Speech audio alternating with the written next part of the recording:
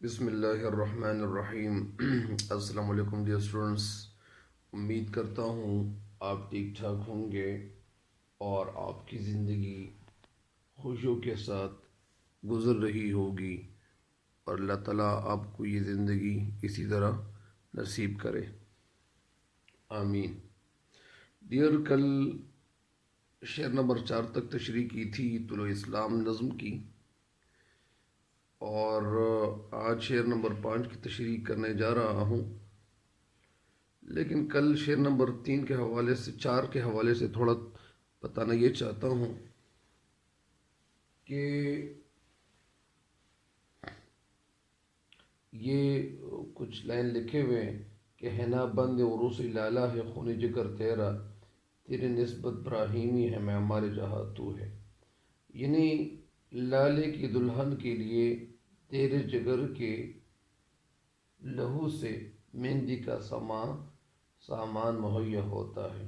یعنی جو لالا ہے، لالے کی دلہن کے لیے. لالا کون ہے؟ لالا یہاں مراد مسلمان جوان. عروس دلہن کو کہتے ہیں، لیکن اس سے مراد پھر کیا ہوتا ہے کہ انسانی فطرت کی آرائش. اس کا مطلب یہ ہے کہ انسانی فطرت کی جو آرائش ہے، جو خوبصورتی ہے، وہ تیری ہی محنت، مشقت اور تعلیم و تربیت کی متمنی ہے. یعنی خواہ ہے، یہ ارادہ رکھتا ہے کہ تو اپنی اس فطرت کی وجہ سے، اپنی اس طاقت اور مشقت کی وجہ سے تو دنیا کے اندر خوبصورتی پیدا کرنے والا ہے. یعنی دنیا کے اندر جو خوبصورتی ہے وہ تیرے خون کی وجہ سے وہ خوبصورتی ہے. اگر تیرے اندر جو جذبہ ہے اور یہ جذبہ تو استعمال میں لائیں تو پھر تیری وجہ سے کیا ہوگا؟ یہ جہان خوبصورت ہوگا. اور اگر تو اس طرح پاؤں پہ پاؤں رکھے بیٹھا رہے اور محنت نہ کرے، اور محنت جو ہے یہ اپنی زندگی کا مقصد نہ بنائے، تو پھر تو مٹ جائے گا اور تو کچھ بھی نہیں رہے گا. اس شعر کی تشریح تو بس میں تھوڑا سا بتانا چاہ رہا تھا کہ یہ ایک شک تھا مجھے، تاکہ یہ تھوڑا سا کلیئر ہو جائے. ابھی شعر نمبر 5 کی طرف بڑھتے ہیں. شعر نمبر 5 ہے: تیری فطرت امی ہے ممکنات زندگانی کی، جہاں کے جوہر مضمر کا گویا امتحا تو ہے. تیری فطرت امی ہے. امی امانت دار، فطرت عادت، تیری سرشت. یعنی تیری فطرت امی ہے ممکنات زندگانی کی. ممکنات ممکن کرنا، ناممکن کو ممکن بنانا. تیری زندگانی کی یعنی تیری فطرت میں زندگی کو، ناممکنات کو ممکنات میں بدلنے کی صلاحیت موجود ہے. یعنی تیرے اندر ناممکن زندگی کو ممکن زندگی بنانا، یہ تیری فطرت میں یہ صلاحیت رکھی ہوئی ہے. یعنی اللہ تعالیٰ نے تیرے اندر صلاحیت رکھی ہوئی ہے کہ تو ناممکن چیز کو ممکن بنائے گا. یہ تیری فطرت میں یہ چیز شامل ہے، یہ جذبہ شامل ہے. جہاں کے جوہر مضمر کا گویا امتحا تو ہے. جہاں یعنی جہان کا، گویا جوہر یہاں مراد مضمر کی معنی چھپا ہوا. جوہر یہاں معنی اس کی کیا ہے؟ جوہر کے معنی خوبیاں ہیں. مضمر یعنی چھپی ہوئی خوبیاں، پوشیدہ خوبیاں کا گویا امتحا تو ہے. گویا یعنی اگرچہ، امتحا ایک آزمائش ہے. یعنی اس دنیا میں تو ناممکن کام کو ممکن میں بنانا، یہ تیری فطرت میں یہ چیز اور یہ خوبی ڈالی گئی ہے. تو اب تجھے کیا چاہیے؟ یعنی اس کی نثر کچھ یوں ہے کہ تیری فطرت زندگی کے ممکنات کی امانت دار ہے. یعنی تیری فطرت میں یہ خوبی رکھی ہوئی ہے کہ تو فطرت کی زندگی کے ممکنات کی امین ہے، تو امانت دار ہے. اور جہاں کے جو پوشیدہ کمالات ہے، جہان میں جو پوشیدہ خزانے ہیں، وہ خزانے کیا ہے؟ وہ خزانے جو ہے اور ڈھونڈنا وہ تیری فطرت میں یہ صلاحیت رکھی ہوئی ہے کہ یہ جہان میں جو خزانے موجود ہے ان کو کھولنا، ان کو دریافت کرنا تیرے اندر یہ موجود ہے کہ ان خزانوں کو تو دریافت کرے گا. یعنی تیری ذات جو ہے وہ معیار اور کسوٹ یہ ہے. تو جہان میں جو چیزیں موجود ہے ان پہ ایکسپیریمنٹ کرنا اور وہ تجربات جو ہے تجربہ کرنا، وہ تیرے اندر یہ موجود ہے. تو یہ تجربہ کر سکتا ہے، تیرے اندر یہ صلاحیت موجود ہے. ابھی تشریح کی طرف بڑھتے ہیں، اور تشریح کچھ یوں ہے کہ شاعر علامہ محمد اقبال رحمۃ اللہ علیہ اس شعر میں کہتے ہیں کہ مسلمان، شاعر شعر میں مسلمانوں کو براہ راست جوہد یعنی جد و جہد اور حرکت پر اکسانے کے لیے یہ انداز اپنا رہا ہے، اور کہتے ہیں کہ اللہ تعالیٰ نے یہ دنیا اور دنیا میں جو کچھ ہے انسان کی زندگی کے خاطر پیدا فرمائی ہے. یعنی دنیا میں جو کچھ ہے یہ اللہ تعالیٰ نے انسان کی خاطر پیدا فرمائی ہے. اور انسان پھر مسلمان، یعنی اے انسان، تیری زندگی جن چیزوں کی وجہ سے ممکن ہوئی، تیری زندگی جن چیزوں کی وجہ سے ممکن ہوئی، ان تمام چیزوں کی حفاظت جو ہے، ان تمام جگہوں کی حفاظت انسان کی ذمہ داری قرار دی گئی ہے. یہ انسان کی ذمہ داری بنتی ہے کہ وہ ان کی حفاظت کرے گا، کیونکہ ان تمام چیزوں میں اللہ تعالیٰ نے مختلف صلاحیتیں رکھی ہوئی ہے. یہ ساری صلاحیتیں اللہ تعالیٰ نے ان چیزوں کے، یعنی یہ ساری صلاحیتیں جو ہے ان چیزوں میں اللہ تعالیٰ نے مختلف صلاحیتیں رکھی ہوئی ہے. ان تمام چیزوں میں اللہ تعالیٰ نے مختلف صلاحیتیں رکھی ہوئی ہے، پوشیدہ صلاحیتیں رکھی ہوئی ہے. انسان کو چاہیے کہ وہ تمام پوشیدہ صلاحیتوں کو تلاش کرنے کی کوشش کرے.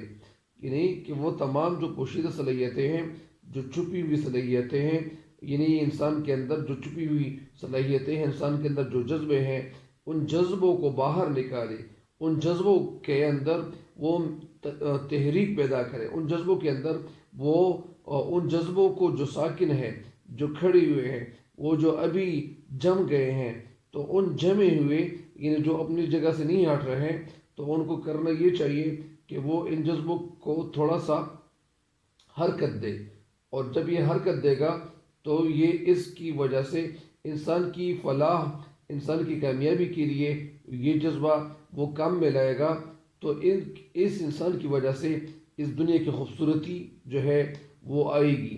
اور پھر کیا ہوگا؟ اور امن، اے مسلمان، تیرے اندر فطرت نے، اللہ تعالیٰ نے تیری فطرت میں امن رکھا ہوا ہے. اور اس جوہر کو تلاش کرنے کے لیے اور اللہ کو پہچاننے کے لیے تیری یہ زندگی جو ہے یہ ایک امتحان کے طور پر اللہ تعالیٰ نے تجھے عطا کی ہوئی ہے. یعنی اس شعر کا مطلب یہ ہے کہ اللہ تعالیٰ نے انسان کو، اللہ تعالیٰ نے انسان کے اندر یہ صلاحیت رکھی ہوئی ہے کہ وہ ناممکن چیز کو ممکن بنا کے رہے گا.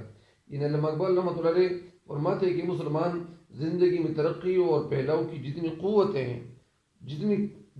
قوتیں ہیں ان سب کو امانت کے طور پر تیری فطرت میں رکھ دیا گیا ہے. اس دنیا میں جو جوہر پوشیدہ ہے، جو خزانے پوشیدہ ہے، اس کے لیے امتحان کی کسوٹی اور تجربہ، ایکسپیریمنٹل پلیس جو ہے وہ تیری ذات ہے، وہ معیار تیری ذات ہے، وہ سٹینڈرڈ تیری ذات میں اللہ تعالیٰ نے رکھا ہوا ہے. مراد اس سے یہ ہے کہ اسلام ہی نے زندگی کے ممکنات اور جو ناممکنات چیزیں تھیں وہ ظاہر کیے. یہ اسلام ہی کی وجہ سے. نہ جانے کب تک ان ممکنات کے ظاہر ہونے کا سلسلہ جاری رہے گا. یہ جو سلسلہ ہے یہ جاری رہے گا، یہ ختم نہیں ہوگا.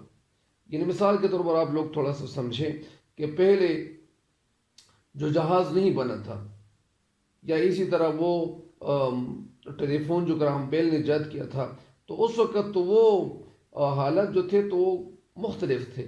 پھر اسی طرح رفتہ رفتہ جہاز اور اس طرح کچھ اور چیزیں بنتی چلی گئی، یا تھوڑے کچھ سال پہلے یہ موبائل جب وہ بنا ہوا تھا تو اس وقت موبائل جو تھا لوگ تو استعمال کرتے تھے، لیکن وہ سادہ موبائل لوگ استعمال کرتے تھے۔ آج کل جو ٹچ موبائل ہے اور یہ ترقی کی ہوئی ہے، یعنی انسان جو ہے ترقی کی طرف چلا جاتا ہے، تو یہ پتہ نہیں اور کیا کیا ہم جو ہے اب وہ ترقی کے منازل ہم دیکھیں گے، اور جب ہماری زندگی جو ہے اس میں اور بھی بہت ساری چیزیں وہ ایجاد ہو سکتی ہیں اور وہ آ سکتی ہیں۔ تو اس کا مطلب یہی ہے کہ انسان کے اندر اللہ تعالیٰ نے یہ کوالٹی رکھی ہوئی ہے کہ وہ ناممکن کام کو ممکن بنائے، اور ناممکن کام کو، اور پھر ساتھ ساتھ کیا کہتے ہیں کہ جہاں کے جوہر مضمر کا کوئی امتحان تو ہے، یعنی جہان میں جو جوہر، یعنی جو پوشیدہ چیزیں ہیں، خوبیاں ہیں، وہ امتحان تو ہے، یعنی اس جہان کو تو امتحان میں ڈالے گا، مطلب یعنی تو اس دنیا میں جو موجود ہے، تو تم جہان کے اندر جو بھی کام ہوں گے تو وہ تو اس کو یعنی اپنے تجربے سے گزارے گا، یعنی ہر وہ چیز وہ اس سے یعنی تو گزرے گا، اور تجربہ تو ہر چیز پہ کرے گا، اور آگے اپنی زندگی میں یعنی یہ کامیابیاں تو سمیٹے گا اور اپنی زندگی کو بہتر بنانے کی کوشش کرے گا۔ تو یہ شعر نمبر 5 کی تشریح مکمل ہو گئی ہے۔ شعر نمبر 6 کی طرف بڑھتے ہیں۔ جہاں آب و گل سے عالم جاوید کی خاطر، نبوت ساتھ جس کو لے گئی وہ ارمغا تو ہے۔ جہان آب و گل، جہاں کو کہتے ہیں آب و گل، آب کے معنی پانی، مٹی، گل کے معنی مٹی یا مٹی، عالم جاوید کی خاطر، عالم دنیا کو کہتے ہیں، جاوید یعنی ہمیشہ کی دنیا، ہمیشہ رہنے والی دنیا، زندگی۔ نبوت کے معنی تحفہ، گفٹ، ساتھ جس کو لے گئی وہ ارمغا تو ہے۔ ارمغا وہ تحفہ، وہ قیمتی تحفہ جو ہے وہ تو ہی ہے، یعنی وہ قیمتی تحفہ تو ہی ہے، کوئی اور نہیں ہے۔ یعنی اس کا کیا مطلب ہے؟ اس کا مطلب کچھ یوں ہے کہ اللہ تعالیٰ نے انسان کے اندر بے پناہ صلاحیتیں رکھی ہوئی ہیں۔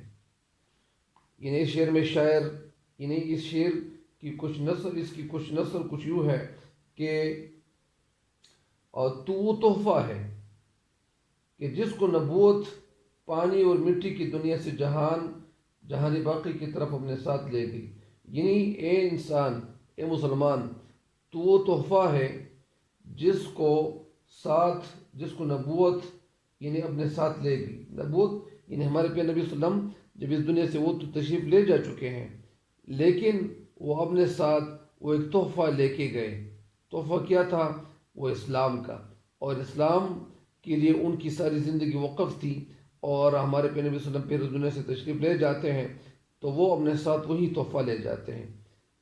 تو اسی طرح جس طرح کچھ لوگ ہوتے ہیں وہ عالم لوگ ہوتے ہیں، یا اسی طرح بہت سارے لوگ اور ہوتے ہیں، تو جب وہ اس دنیا سے چلے جاتے ہیں تو اپنے ساتھ سارا علم، یعنی وہ کچھ لوگوں تو ٹرانسفر کرتے ہیں، لیکن اس کے باوجود وہ اپنے ساتھ کچھ نہ کچھ وہ لے جاتا ہے۔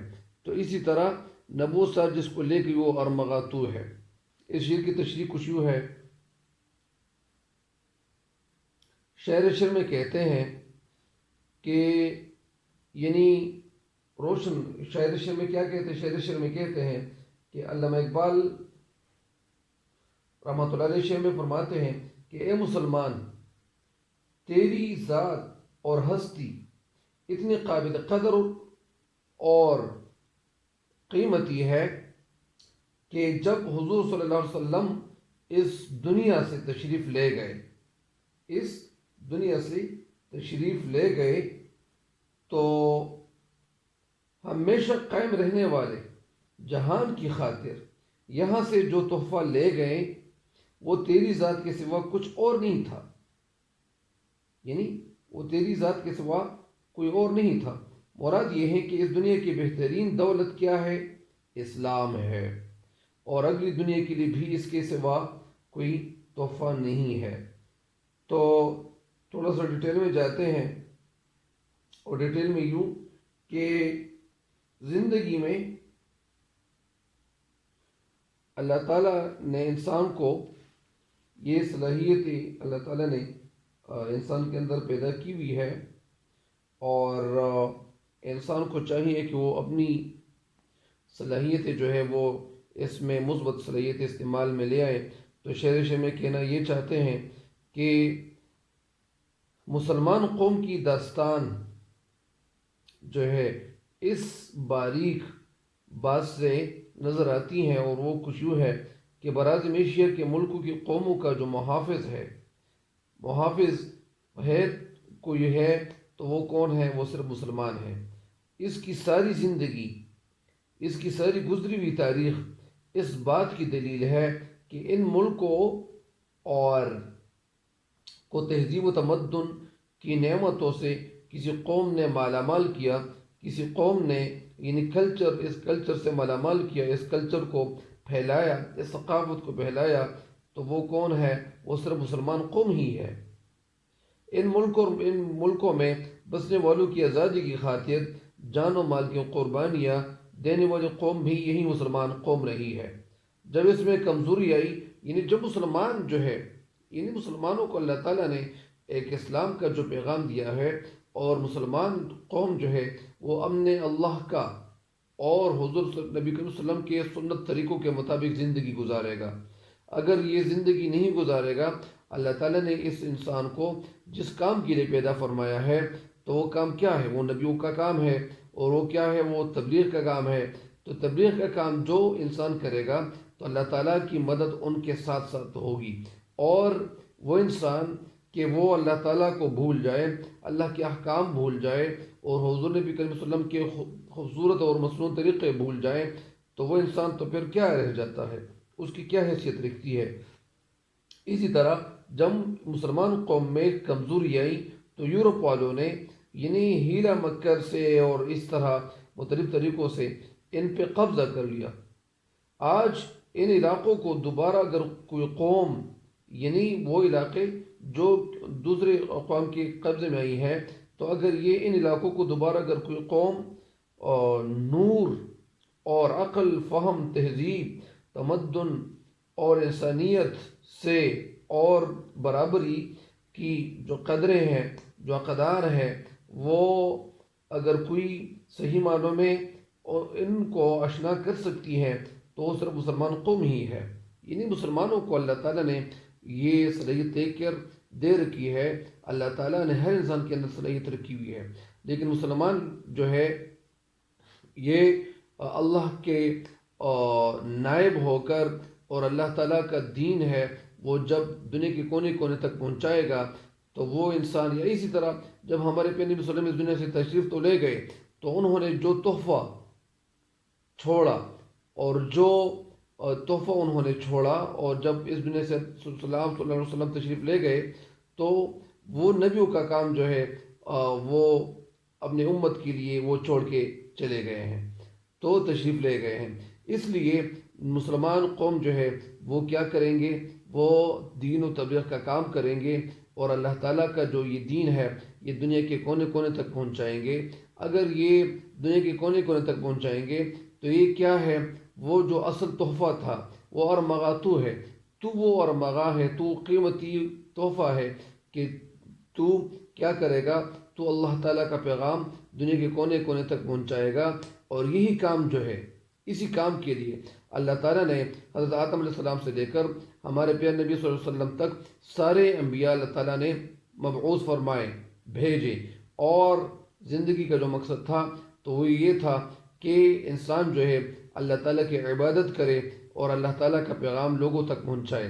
تو اسی طرح اللہ تعالیٰ کا جو پیغام تھا، آخری پیغام تھا، یا اللہ تعالیٰ کا جو آخری پیغام ہے وہ اسلام ہے، اور اسلام کا جو یہ تحفہ ہے تو یہ مسلمان جو ہے وہ کیا کرے گا؟ یعنی عالم جاوید کہ اللہ تعالیٰ نے یہ دنیا کیوں پیدا فرمائی؟ اللہ تعالیٰ نے یہ دنیا اس لیے پیدا فرمائی کہ انسان جو ہے وہ اللہ تعالیٰ کی عبادت کریں گے، اور اسی طرح اللہ تعالیٰ کا پیغام لوگوں تک پہنچائیں گے۔ تو اللہ تعالیٰ کا جو پیغام پہنچانے والی قوم ہے وہ مسلمان قوم ہی ہے۔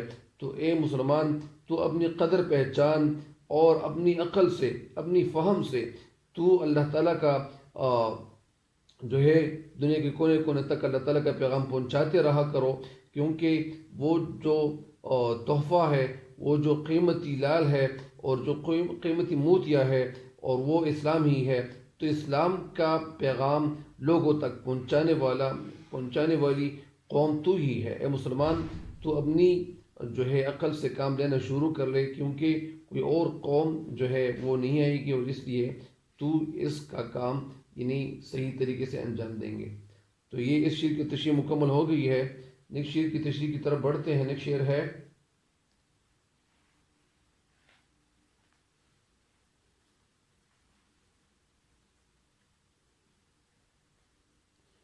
یہ نکتہ سرگزشت ملت بیضا سے ہے پیدا، کہ اقوامی زمیں ایشیا کا پاسباں تو ہے۔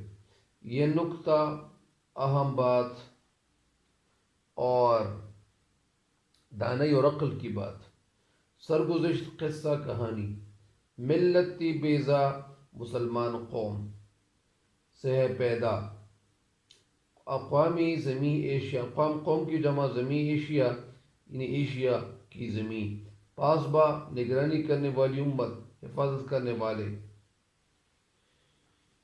اچھا،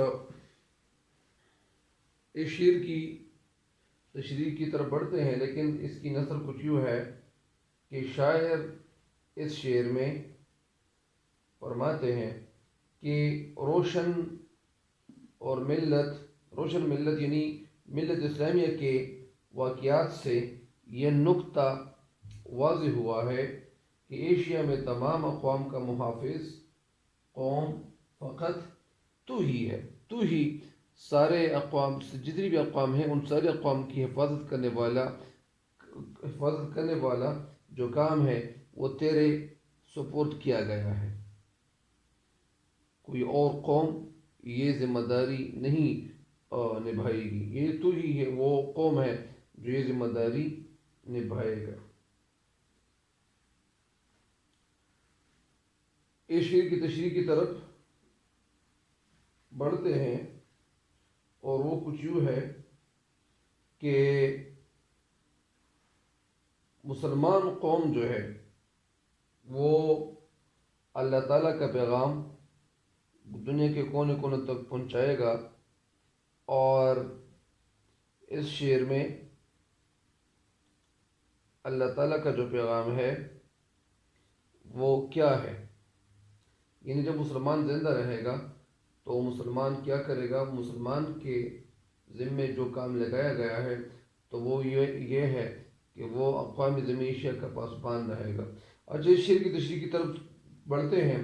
علامہ اقبال رحمۃ اللہ علیہ شعر میں مسلمانوں کو جو بلند درجہ اور جو اعلیٰ مقام دیا ہے، اس کی مثال اور نظیر جو ہے پیش کرنے سے کوئی اور شاعری جو ہے وہ قاصر ہے۔ حقیقت یہ ہے کہ مسلمان کی جو عظیم شان مثال ملتی ہے ان کی شاعری میں، کہ حقیقت یہ ہے ان کو مسلمانوں کو جو عظیم شان وقار ملا ہے، جو بلند درجہ ملا ہے، اس کی وجہ صرف اور صرف دین اسلام ہی ہے، اور دین اسلام ہی ہے۔ گویا مسلمان کی ساری عظمت، ساری بلندی وہ کیا ہے؟ اسلام ہی کی وجہ سے ہے۔ یعنی مسلمان جب مسلمان ہوگا، اور مسلمان جب اسلام کا پھیلانے والا ہوگا تو یہ کیا ہوگا؟ مسلمانوں کی عظمت رہے گی، مسلمان جو ہے دنیا کے نقشے پہ بلند رہیں گے۔ لیکن اگر یہ مسلمان اپنی ذمہ داری بھول جائے، اپنی ذمہ داری جو ہے وہ پھیلانے سے دریغ کر لے اور وہ ادھر ادھر کاموں میں لگ جائے، تو پھر کوئی اور قوم تو نہیں ہوگی۔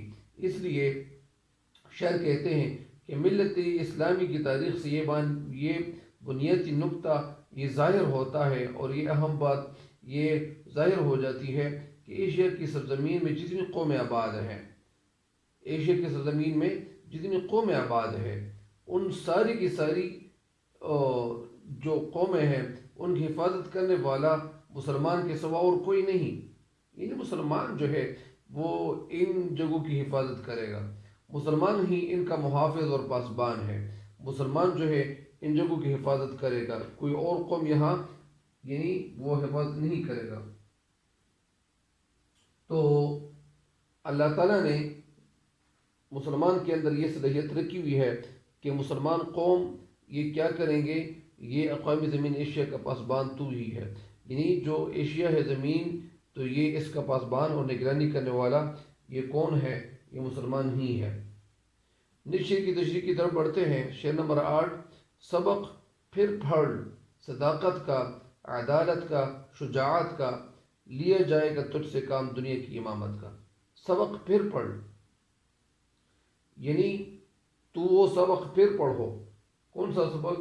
یعنی اس کی نظر کچھ یوں ہے، صداقت کے معنی سچائی، عدالت عدل انصاف کو کہتے ہیں، شجاعت کے معنی بہادری، لیا جائے گا تجھ سے کام دنیا کی امامت کا، امامت پیشوائی، یعنی تو ایک دفعہ پھر لیڈر بنے گا، تو رہنمائی کرے گا۔ یعنی اس کی نظر کچھ یوں ہے کہ سچائی، انصاف اور بہادری کا سبق یاد کر لے، تو پھر یاد کر لے، کیونکہ تجھ سے دنیا کی امامت کا کام لیا جائے گا۔ یہ تو جو ہے اے مسلمان، تو ساری دنیا کا لیڈنگ کرنے والا تو ہی بنے گا۔ اور علامہ اقبال رحمۃ اللہ علیہ نے جو پیغام دیا تھا اپنی شاعری کے ذریعے سے، تو وہ اللہ تعالیٰ نے سچ کر دکھایا، کیونکہ یہ ممکن ہوا، اور اللہ تعالیٰ کے فضل و کرم سے مسلمان قوم جو ہے، اور یہ ساری جو دنیا ہے یہ اس طرح اس کی کیا ہے لیڈنگ کر رہا ہے۔ تو سبق پھر پڑھ، اس شعر کی تشریح کچھ یوں ہے، نثر تو آپ کو بتا دی۔ اس شعر میں یعنی اے مسلمان تو پھر صداقت، عدالت اور شجاعت کا جو سبق ہے یہ لے لو، یعنی یہ اوصاف اپنے اندر پیدا کرو، یہ صلاحیتیں اپنے اندر پیدا کرو۔ کون سی صلاحیتیں؟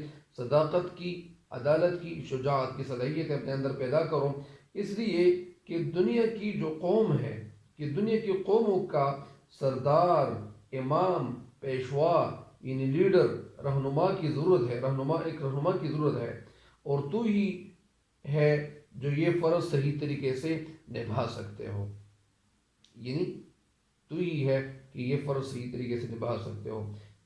صداقت سے مراد کیا ہے؟ صداقت سے مراد یہ ہے کہ مسلمان اس کائنات میں ان سچائیوں کا، یعنی جو سچائی ہے وہ اس کا عملی نمونہ بن کر رہے گا، جن کی تصدیق اللہ تعالیٰ جو ہے کا کلام ہے وہ کر رہا ہے، اور دنیا کی یعنی جن کی تصدیق کلام اللہ کر رہا ہے، اور وہ دنیا کو انہی سچائیوں کی دعوت دیتا رہے گا۔ یعنی مسلمان کے اندر اللہ تعالیٰ نے یہ صلاحیت رکھی ہوئی ہے کہ وہ سچا مسلمان ہوگا، اور وہ دنیا جو ہے ان سے فائدہ اٹھاتی رہے گی۔ تو جس کی تصدیق جو ہے اللہ تعالیٰ کا کلام کر رہا ہے، اور دنیا کو انہی سچائیوں کی دعوت یہ مسلمان دیتا رہے گا۔ تو اس کا مطلب تو یہ ہوا صداقت کا۔ عدالت سے کیا مراد ہے؟ عدالت سے مراد یہ ہے کہ خدا کے بندوں کا انتظام، یعنی اگر وہ لیڈر بنایا جائے اور اللہ تعالیٰ کے بندوں کا انتظام تیرے حوالہ ہو، تجھے سونپا جائے، تجھے سپرد کیا جائے، تو اپنے پرائے میں تمیز نہیں کرو گے، یعنی تو اپنے پرائے کی تمیز کیے بغیر سارے انسانوں کے ساتھ عدل انصاف کے ساتھ تو پیش آئے گا۔ یعنی یہ نہیں کہے گا کہ یہ میرا رشتہ دار ہے اور میں ان کے ساتھ اچھا سلوک کر رہا ہوں، یا مجھے ان کے ساتھ اچھا سلوک کرنا چاہیے، اور دوسرے لوگ جو ہے میں تو ان کو نہیں جانتا ہوں، ان کے ساتھ برا سلوک اگر کیا جائے تو کوئی بری بات نہیں ہے۔ ایسا شاعر علامہ اقبال رحمۃ اللہ کہتے ہیں کہ ایسا نہیں کرنا چاہیے، کیونکہ تجھے عدل سے کام لینا چاہیے، کیونکہ انصاف سب کے لیے برابر ہونا چاہیے۔ پھر یہ ہو گیا شجاعت۔ شجاعت سے کیا مراد ہے؟ شجاعت کے معنی تو بہادری ہے۔ شجاعت سے مراد یہ ہے کہ جب اللہ تعالیٰ کی راہ میں جب اور قوموں کے ساتھ، یعنی جب اللہ تعالیٰ کی راہ میں اور قوم و قوتوں کے ساتھ ٹکراؤ کا موقع آ جائے، یعنی ان سے جنگ کا موقع آ جائے، ان سے لڑائی کا موقع آ جائے، تو مسلمان عزم اور ہمت کا ایک پہاڑ بن کے اترے گا۔ یعنی مسلمان جو ہے وہ عزم اور ہمت کی تصویر بنتا جائے گا۔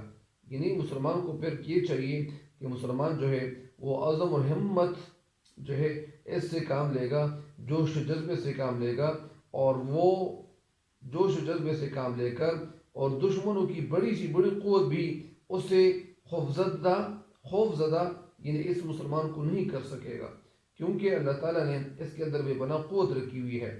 جس طرح علامہ اقبال رحمۃ اللہ علیہ ایک جگہ فرماتے ہیں کہ